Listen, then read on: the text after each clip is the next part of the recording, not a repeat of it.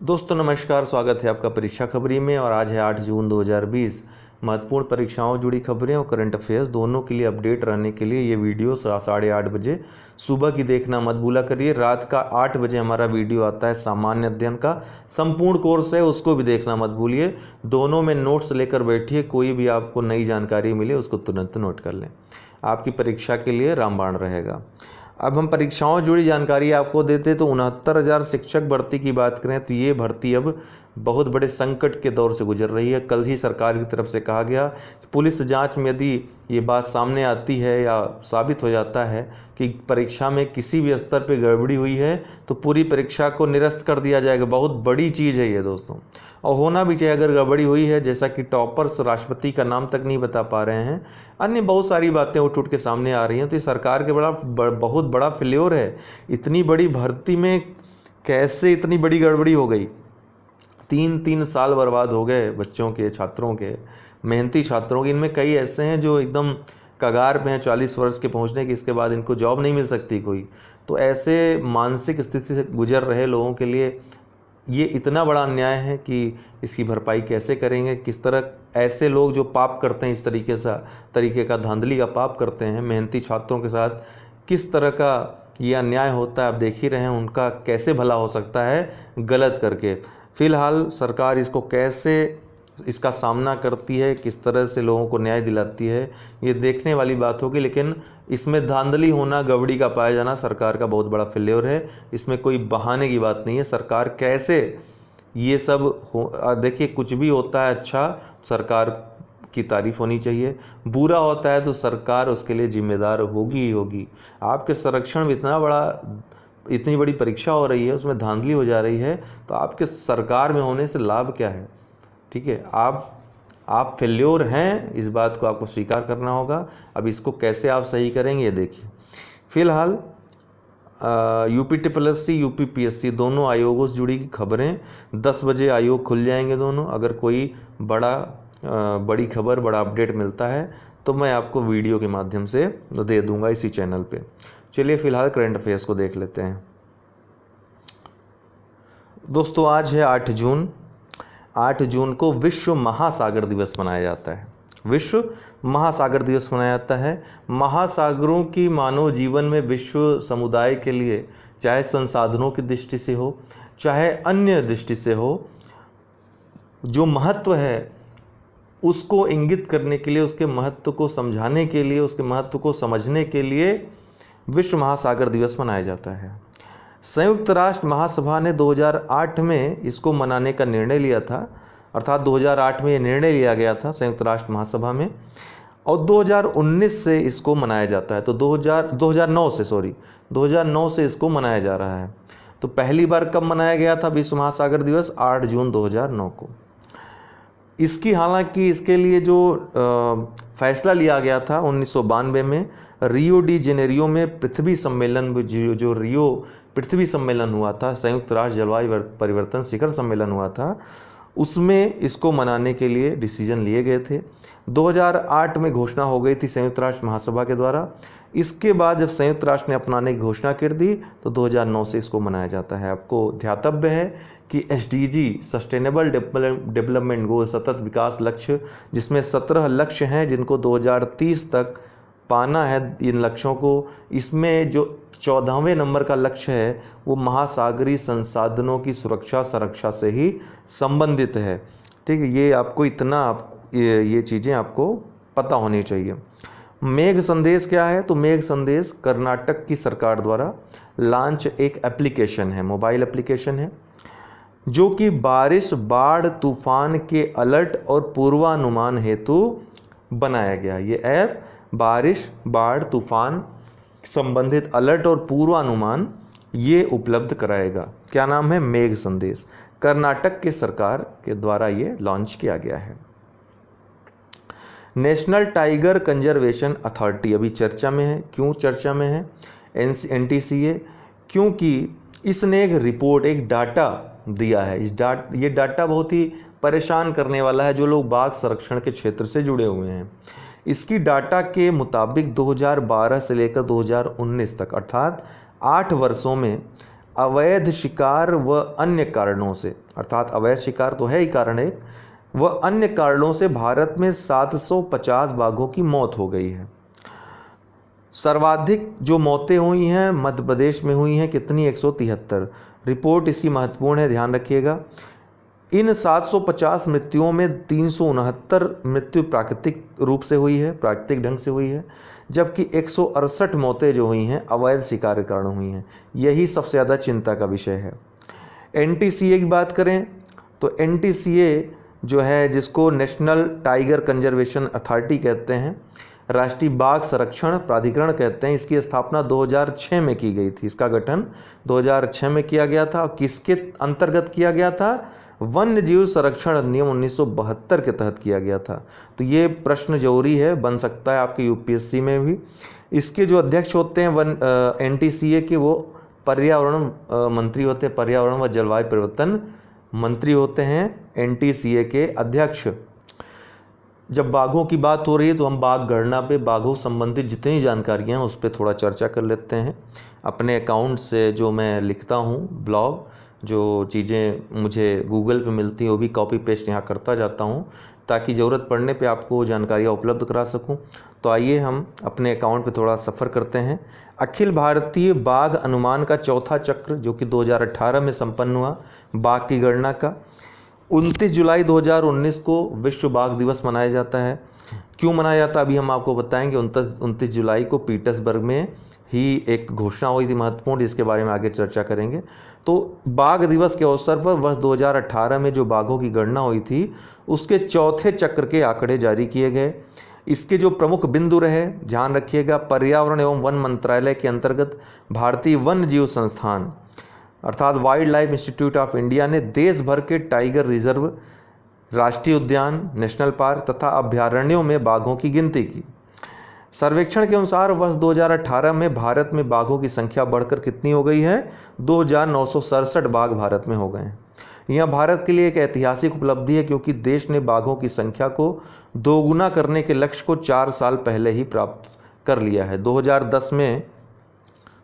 2010 में जो पीटर्सबर्ग में एक सम्मेलन हुआ था, उसमें ही बाघों के संदर्भ में एक समझौता किया गया था कि हमें 2022 तक बाघों की संख्या को दोगुना करना है बढ़ा करके। तो भारत 2018 में ही इस उपलब्धि को पा गया है। वर्तमान में भारत लगभग 3000 बाघों के साथ सबसे बड़ा एवं सुरक्षित प्राकृतिक वास बन गया है बाघों का। दुनिया भर में 29 जुलाई को अंतर्राष्ट्रीय बाघ दिवस के रूप में मनाया जाता है, जिसका उद्देश्य बाघों के संरक्षण के बारे में लोगों में जागरूकता पैदा करना है। 29 जुलाई 2010 में रूस के सेंट पीटर्सबर्ग शहर में एक टाइगर समिट के दौरान दुनिया भर के बाघों की घटती संख्या के संदर्भ में एक समझौता किया गया। इसके अंतर्गत वर्ष 2022 तक विश्व में बाघों की आबादी दोगुनी करने का लक्ष्य रखा गया। चौथी चक्र के जो रिपोर्ट आई, इसके मुताबिक जो निष्कर्ष आए महत्वपूर्ण है परीक्षा की दृष्टि से भी। इस रिपोर्ट के अनुसार बाघों की संख्या में 33% की वृद्धि विभिन्न चक्रों के बीच दर्ज अब तक की सर्वाधिक वृद्धि है। तो बाघों की संख्या में कुल 33% की वृद्धि दर्ज की गई। उल्लेखनीय है कि बाघों की संख्या में वर्ष 2006 से वर्ष 2010 तक 21% तथा वर्ष 2010 से 2014 तक 30% की वृद्धि दर्ज की गई थी। अर्थात बाघों की संख्या में 2006 में जब पहली बाघ गणना हुई थी, फिर 2010 में दूसरी बाघ गणना हुई, 2014 में तीसरी बाघ गणना हुई और 2018 में चौथी बाघ गणना हुई। तो इनमें जो है लगातार संख्या जो है बढ़ ही रही है, ये एक प्रमुख डाटा है। बाघों की संख्या में वर्तमान वृद्धि वर्ष 2006 से बाघों की औसत वार्षिक वृद्धि दर के अनुरूप है, वार्षिक वृद्धि के अनुरूप है। मध्य प्रदेश में बाघों की संख्या सबसे अधिक कितनी पाई गई है? 526। उसके बाद कर्नाटक में 524 और उत्तराखंड में इनकी संख्या 442 है। अभी मध्य प्रदेश में जो बाघों की मृत्यु हो रही लगातार, इससे मध्य प्रदेश का जो बाघ राज्य, इसको बाघ राज्य कहा जाता है, ठीक है, मध्य प्रदेश को बाघ स्टेट कहा जाता है। तो इसकी ये जो संज्ञा है छिनने का खतरा मंडराने लगा है मध्य प्रदेश में। तो हालांकि अभी भी मध्य प्रदेश में बाघों की संख्या सर्वाधिक है 526, लेकिन कर्नाटक इसके बहुत ज़्यादा पीछे नहीं है, 524 है। उत्तराखंड तीसरे स्थान पे 442। छत्तीसगढ़ और मिजोरम में बाघों की संख्या में गिरावट देखने को मिली, जबकि उड़ीसा में इनकी संख्या अपरिवर्तनशील, अर्थात उड़ीसा में जितने थे बाघ उतने ही रह गए। अन्य सभी राज्यों में सकारात्मक प्रवृत्ति देखने को मिली। बाघों के सभी 5 प्राकृतिक वासों में उनकी संख्या में वृद्धि देखने को मिली। गौरतलब है कि इस रिपोर्ट में 3 टाइगर रिजर्व, याद रखिएगा, बुक्सा जो कि पश्चिम बंगाल में है, डंपा जो कि मिजोरम में है, पलामू जो कि झारखंड में है, इसमें बाघ अनुपस्थित नजर आया, अर्थात यहाँ पर बाघ बिल्कुल नहीं हैं, जबकि ये बाघ अभयारण्य हैं। आपको पता है कि भारत में बाघ संरक्षण अभियान कब शुरू किया गया? 1973 में, ठीक है, ध्यान रखिएगा। बाघों की गणना के लिए जो प्रक्रिया अपनाई गई, बाघों की जो गणना के लिए आकलन करने के लिए भारत में MK रिकैप्चर फ्रेमवर्क को शामिल कर दोहरे प्रतिचयन दृष्टिकोण का इस्तेमाल किया जाता है, जिसमें विज्ञान एवं प्रौद्योगिकी में होने वाली उन्नति के साथ समय समय पर सुधार हुआ है। चौथे चक्र के दौरान अर्थात 2018 में जो हुई गणना, सरकार की डिजिटल इंडिया पहल के साथ एक एंड्रॉयड आधारित application monitoring system for tigers intensive protection and ecological states, ये आ भी चुका है IAS के एग्ज़ाम में, जिसको फुल फॉर्म, इसका जो है शॉर्ट फॉर्म है MSTIPS, monitoring system for tigers intensive protection and ecological status. ठीक है, एंड्रॉयड आधारित एक एप्लीकेशन है जिसका नाम है monitoring system for tigers intensive protection and ecological status, MSTIPS इसको बोलते हैं, का इस्तेमाल करते हुए आंकड़े एकत्र किए गए तथा एप्लीकेशन के डेस्कटॉप मॉड्यूल पर इनका विश्लेषण किया गया। पूछा गया था डायरेक्ट कि MSTIPS किससे संबंधित है, तो बाघों की गणना संबंधित है। इस एप्लीकेशन ने करीब 15 महीने में बड़ी मात्रा में एकत्र किए गए आंकड़ों का विश्लेषण आसान बना दिया। आर्टिफिशियल इंटेलिजेंस सॉफ्टवेयर का इस्तेमाल करने के कारण थोड़े ही समय में इन चित्रों को अलग करना संभव हुआ, तो इसमें AI का भी प्रयोग किया गया था, आर्टिफिशियल इंटेलिजेंस का भी। जिस तीव्रता से यह कार्य किया गया, इसके परिणाम स्वरूप बाघों की 83% आबादी के आंकड़े एकत्र कर लिए गए। 2461 बाघों के चित्र प्राप्त किए गए और बाघों की केवल 17% आबादी के बारे में अनुमान लगाया था, अर्थात 17% के बारे में अनुमान लगाया गया और 2461 ये बाघ चित्रित किए गए, चित्र इनके प्राप्त किए गए। 83% के बाघ अभयारण्य प्रबंधन प्रणाली, बाघ अभयारण्य प्रबंधन प्रणाली, ये मेंस के एग्जाम के लिए महत्वपूर्ण है, IAS में पूछा भी जा चुका है। बाघ अभयारण्यों के प्रभावी मूल्यांकन प्रबंधन, management effectiveness evolution of tiger reserve, जिसको मीटर भी बोलते हैं। इसके चौथे चक्र रिपोर्ट के अनुसार मध्य प्रदेश स्थित पेंच बाघ अभयारण्य में बाघों की संरक्षण के लिए सबसे अच्छा प्रबंधन पाया गया, जबकि तमिलनाडु स्थित सत्यमंगलम बाघ अभयारण्य में पिछले चक्र के बाद से सबसे अच्छा प्रबंध देखने को मिला, जिसके लिए उसे पुरस्कृत किया गया। 42% बाघ अभयारण्य प्रबंधन श्रेणी में बहुत अच्छी स्थिति में है, जबकि 34% अच्छी श्रेणी में तथा 24% मध्यम श्रेणी में है। ध्यान देने वाली बात है कि चौथे चक्र की मूल्यांकन प्रबंधन रिपोर्ट के तहत किसी भी बाघ अभयारण्य को खराब रेटिंग नहीं दी गई, ये महत्वपूर्ण बात है। किसी भी बाघ की उपस्थिति दर्ज नहीं किए जाने के बावजूद भी डंपा और पलामी को अच्छी श्रेणी, जबकि बक्सा को बहुत अच्छी श्रेणी के अभयारण्य में रखा गया। देख लीजिए, यहाँ कोई भी बाघ नहीं उपस्थित था, तब भी इनको अच्छी और बहुत अच्छी श्रेणी में रखा गया।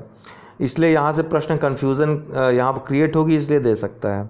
भारतीय वन्यजीव संस्थान wild life institute of India के बारे में जान लीजिए। इसकी स्थापना वर्ष 1982 में की गई थी।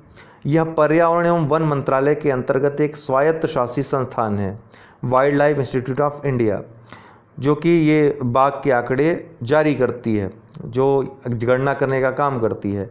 यह प्रशिक्षण पाठ्यक्रम, अकादमिक कार्यक्रम के अलावा वन्यजीव अनुसंधान तथा प्रबंधन में सलाह प्रदान करती है। महत्वपूर्ण बात यही है कि 1982 में स्थापना हुई और पर्यावरण एवं वन मंत्रालय के अंतर्गत स्वायत्त शासी संस्थान है, अर्थात सरकारी संस्थान है ये। इसका परिसर समस्त भारतवर्ष में जैव विविधता संबंधी मुद्दों पर उच्च स्तर के अनुसंधान के लिए श्रेष्ठतम ढांचागत सुविधाओं से सुसज्जित है। तो ये था आज का करंट अफेयर्स। आपको बताना चाहता हूँ कि अगर आप UP PSC या UP PCS या फिर यूपी ट्रिपल एस सी की एग्ज़ाम की तैयारी कर रहे हैं, या फिर यूपीएससी देना चाह रहे हैं, प्रीलिम्स देना चाह रहे हैं, मेंस देना चाह रहे हैं, ऑप्शनल सब्जेक्ट्स की तैयारी करना चाहते हैं, तो आप बहुत सही जगह पे हैं। अनअकैडमी लर्निंग ऐप तुरंत डाउनलोड और इंस्टॉल करें। और अगर आपके अंदर समर्पण है और आप सच में पढ़ना चाहते हैं, सफल होना चाहते हैं, तो एक संस्थागत तैयारी के लिए UP PSC, UP triple S C या फिर यूपीएससी की तैयारी करना है। क्योंकि यूपीएससी और यूपी पीसीएस का सिलेबस सेम है, तो यूपीएससी अगर आप सब्सक्रिप्शन ले लेते हैं, यूपी पीसीएस से थोड़ा सा महंगा पड़ता है यूपीएससी का सब्सक्रिप्शन, लेकिन यहाँ पर आपको पूरे भारतवर्ष के टॉप एजुकेटर्स मिल जाते हैं।